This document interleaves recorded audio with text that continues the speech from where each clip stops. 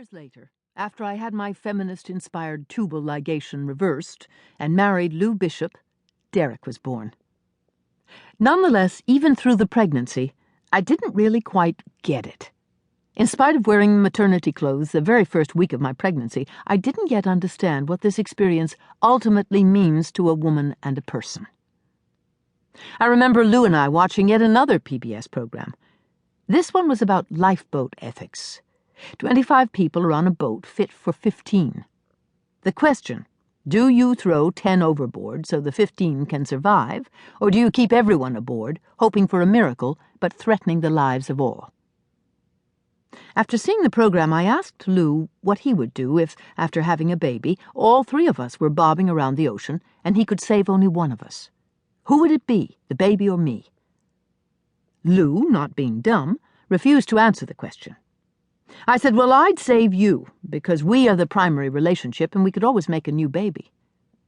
See, I didn't yet get it.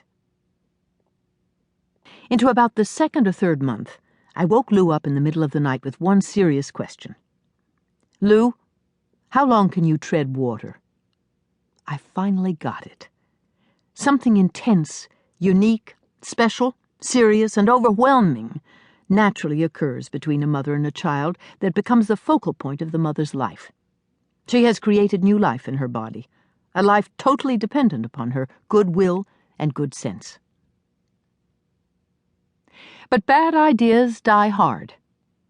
I made sure Lou knew that for every feeding or diaper change I did, he had to do one, and so forth. Once Derek was born, and he was no easy baby, I cherished and selfishly protected all these special moments. I loved changing diapers and breastfeeding him. The sense of joy from watching him giggle as I wiped his bottom is frankly indescribable, as was the sense of significance I felt watching him take nourishment from my breast. I soon gave up the 50-50 nonsense, and we settled into doing, as a team, whatever needed to be done. I was home full-time, while Lou earned a living to take care of us. I had been a local radio host prior to Derek's birth, and I absolutely missed my radio work with a profoundly painful passion. I saw no way to work and to take care of Derek myself. When Derek was more than 3 years old, a very small radio station, KWNK, moved into the mall that was 10 minutes walking distance from our home. Important because we could not afford 2 cars. And I was offered a radio job for $2,000 a month to work on air live from noon until 3 p.m.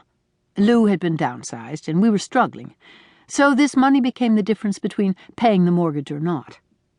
Downstairs in this small mall was a place called Kid Stop. It was run by former teachers and provided care for children while their parents shopped in the mall. Kid Stop was adorable. It had more toys and instruction than could be imagined. And the owner was sweet with the children, who included her 2 sons about Derek's age. I gave it a try to see if Derek would enjoy the experience. He loved the playtime, and managed to nap in the midst of the chaos. If he had reacted negatively to this environment, I never would have accepted this part-time job. After less than a year, I went to work for a small network, where I was able to work from our garage behind our home. Derek would play at my feet while I broadcast 9 a.m. to noon, and during the 5 commercial and news breaks each hour, we would munch snacks and snuggle. I quit this network early on when it didn't pay for the broadcast equipment or my earnings, and I discovered that it was owned by a white supremacist group. At this point, Lou's career seemed to collapse because of the lack of opportunities available to men in their 50s, and we were at risk of losing everything. We brainstormed. Lou suggested that our best option was to resurrect my radio career. We both committed to making sure that this never would interfere with my mothering and with our family. And it never has. First, KFI in Los Angeles tried me out on Sunday afternoons. Then I got the job broadcasting Saturday and Sunday evenings. Essentially, this meant that after Derek and Lou went to bed, I'd go to work. After about a year, I was offered a full-time job, Monday through Friday, 10 p.m. to 1 a.m. I was grateful and thrilled, and we had a decent income again. This meant that I would take care of Derek all day, put him to bed at 9 p.m., and drive off to work. Yes, I was tired, but I had all week to take care of Derek. We had the necessary income, and I was working.